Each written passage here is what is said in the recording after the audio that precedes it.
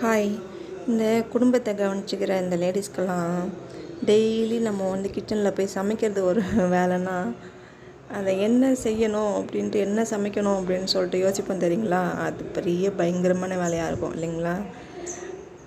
நேற்று செஞ்சது இன்றைக்கி செய்யக்கூடாது, நேற்று வச்ச பொரியல் இன்றைக்கி செய்யக்கூடாது, நேற்று என்ன குழம்புல காய் போட்டோமோ அதே காய் இன்றைக்கி இந்த குழம்புல போடக்கூடாது அப்படின்னு சொல்லிட்டு 1008 யோசிப்போம் இல்லைங்களா? அப்படி யோசித்து அதுக்கப்புறம் போயிட்டு கிச்சனில் நம்ம இந்த வேலையை நம்ம செய்வோம்.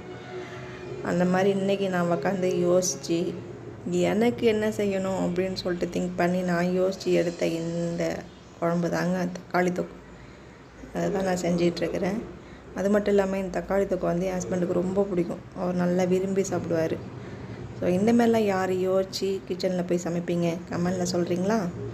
லைக் பண்ணுங்கள். வேறு ஒரு வீடியோவில் சந்திப்போம். பாய்.